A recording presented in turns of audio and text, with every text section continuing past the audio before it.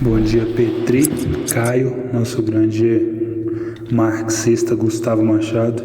Me chamo Gabriel, estou falando aqui de Belo Horizonte e a minha questão é em relação às think tanks. Gustavo, o que você acha de multibilionários patrocinando grupos políticos, né? Tanto de esquerda quanto de direita? A gente pode olhar aí que eles patrocinam desde o MBL até a galerinha da Tabata Amaral ali, né? O que você acha de bilionários patrocinando movimentos sociais? Um caso global é o Bill Gates, né?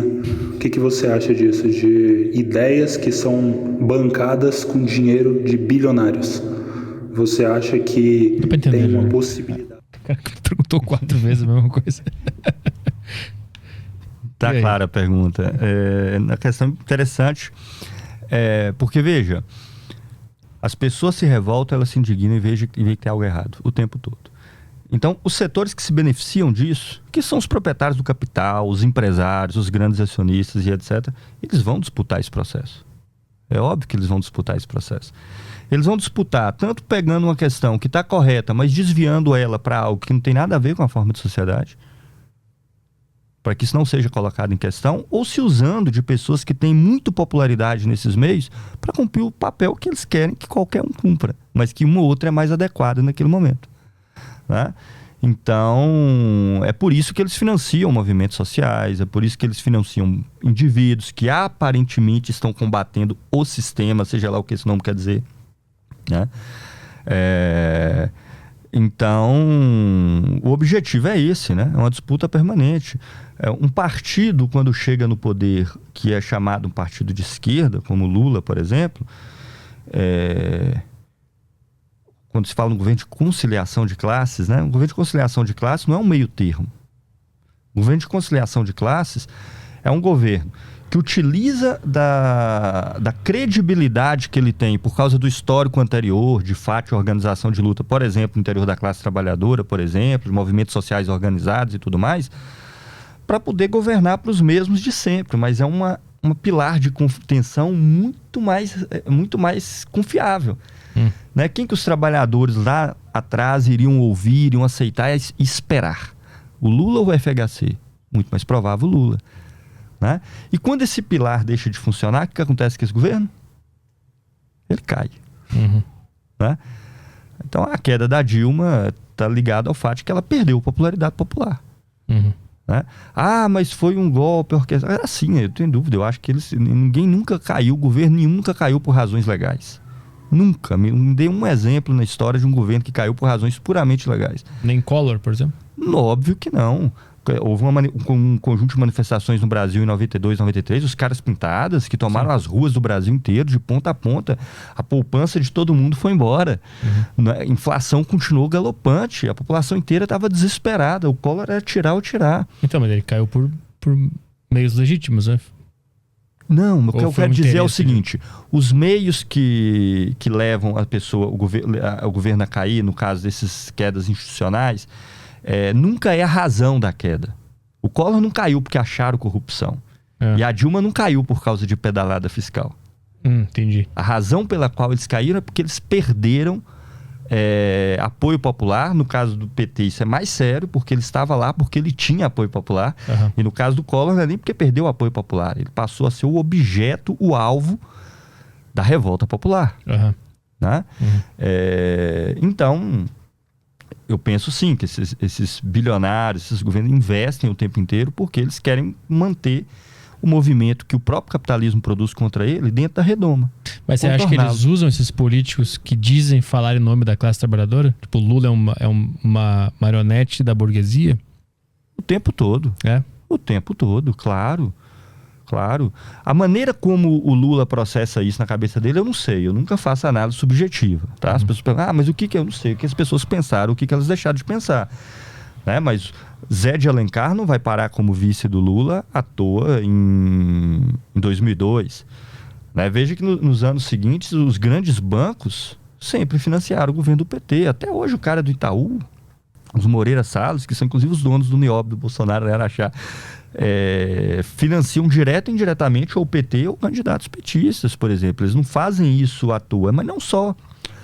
Se você já parte da perspectiva de que você não vai enfrentar o sistema capitalista, você é obrigado a seguir uma série de normas.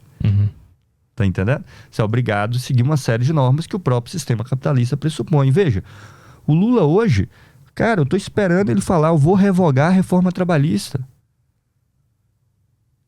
Eu não vi ele falando nem da campanha eleitoral. Ele faz críticas genéricas, ele fala, mas tem que modernizar. Foi com esse discurso que eles fizeram a reforma trabalhista. Você vai ou não vai revogar a reforma trabalhista? A reforma da Previdência, vai ou não vai revogar? Estamos aqui na expectativa para ver. Né? Qual interesse de fato ele defende. Mas você acha que o sistema escolhe botar o Lula de volta porque ele sabe que a classe trabalhadora vai ficar mais quieta, porque o representante deles está lá, então é mais fácil de controlar? É desse sentido o jogo que você está falando? Eu acho que é o contrário. Justamente porque ela está se movimentando mais, é que é mais interessante o Lula estar lá. E ao mesmo tempo, pelo histórico que o Lula tem, porque seja lá qual for a personalidade dele, ele vem desse movimento organizado, também aumenta a possibilidade. Não é um jogo de figurinhas. Ninguém tem controle de tudo. Eles não se entram lá numa conspiração secreta dos burgueses e definem o próximo presidente. Agora eles analisam, falam, opa, esse cara aqui está crescendo. Será que ele vai... O Lula está crescendo, tem chance de ganhar a eleição. A gente vai consentir ou a gente vai enfrentá-lo? Aí o que o Lula faz para responder? Carta ao povo brasileiro, que na verdade é uma carta às instituições financeiras internacionais prometendo honrar todos os compromissos. Aí do outro lado falou, opa, estamos começando a conversar. Né? Agora dá para conversar com você. É assim que as coisas se dão. Ele, para assumir o poder, faz as concessões de tudo que é essencial. E o outro lado fala, até que é uma boa ideia ele tá lá. Porque vai servir para conter essa coisa toda. Não precisa ser uma coisa orquestrada, que pode se dar de diversos meios. Aí agora os empresários falam, opa, vou financiar então. Tá entendendo? Acho que vou marcar uma reunião com ele. E aí financiando também já tem você tá na minha mão, assim. Claro! Você não pode me trair agora, né? Quem paga escolhe a banda, né? Não é assim que... Veja, gente, aquele período lá das brigas pela corrupção aí, até desmascarou isso. O Joesley Batista da JBS, ele ligava pro Temer e marcava reunião com o Temer no gabinete presidencial. Quando ele tentou fazer a gravação do Temer. Né? Essas empresas que são gigantes, como é o caso da JBS no Brasil, você liga pro presidente e marca reunião com ele. Na semana seguinte está lá você pessoalmente diante do presidente da República. Isso é óbvio que acontece e a gente tem... inclusive isso é apresentado em diversos momentos. O Ike Batista, quando começou a quebrar, que a galera não sabia a situação dele, que na verdade ficou anos mentindo sobre o que de fato tinha nas plataformas de petróleo dele, antes de ser anunciada publicamente a real situação, ele marcou uma reunião com a Dilma, estava lá no gabinete dela, que prometeu para ele a concessão do Maracanã.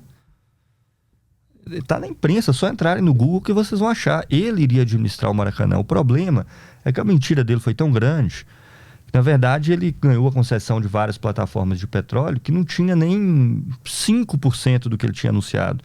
O petróleo que tinha lá não pagava nem os investimentos que ele tinha feito, nem o custo fixo.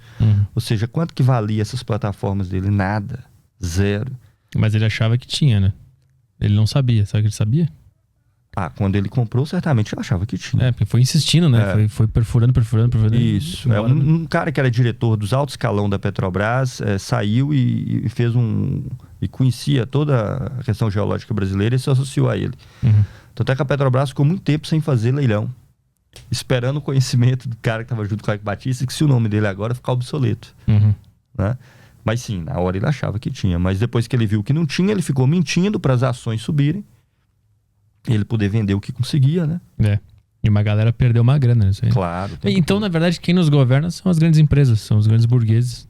E os políticos, o político é só uma fachada que tá ali pra gente ver o teatrinho acontecendo. Veja, é isso e um pouco mais. Porque essas grandes empresas expressam um movimento do qual o Estado é parte dele. Expressam uma forma de organização social, expressam um conjunto, coisas que inclusive nós estamos dentro dela. Podemos lutar contra ela, mas estamos dentro. Né? Não é a única... Veja, o Estado hoje é fundamental para as empresas capitalistas. Não existe capitalismo sem Estado forte. E vou mais longe ainda. O capitalismo hoje, pela dificuldade que as empresas têm em manter sua margem de lucratividade, pelo grau de centralização de monopólio, precisa mais ainda do Estado. O cara quer ampliar sua produção, acumulou mais capital, mas não tem mercado. O que ele faz com o capital dele? Entrega para o Estado, na forma de títulos da dívida pública. Quem vai pagar o lucro dele agora? Nós. Nós vamos pagar. Veja, tá lá o Joesley Batista na JBS. Suponhamos que, não sei quanto não tem decorado aqui, mas suponhamos que o capital de giro da empresa dele seja aí, uma empresa bem grande, mas seja 4 bilhões de reais, 5 bilhões de reais. Ele investe lá, os 4 bilhões de reais vira 4 bilhões e meio. Bem bilhão de real extra. Ele pode fazer a empresa dele crescer? Pode, desde que as pessoas tenham comprando mais alimento. Mas isso não acontece quando a gente tem essa situação que a gente viu no anuário aqui. 2/3 da população sem trabalho na informalidade. Não dá para aumentar a produção de alimento que as pessoas não têm como comprar. Não dá para jogar na indústria automobilística porque as pessoas não estão comprando mais carro. Não dá para jogar... Aí o que ele faz? Coloca no Estado. Compra os títulos da dívida pública. E quem paga meu lucro agora? O Estado gasta. E agora eu vou receber os juros que o Estado está pagando. Metade do orçamento de receita e despesa do Estado é dívida pública. Tá entendendo? Metade. Se a gente pegar a rolagem do orçamento público, do movimento, metade é dívida pública. Isso é o mundo inteiro, não é só o Brasil.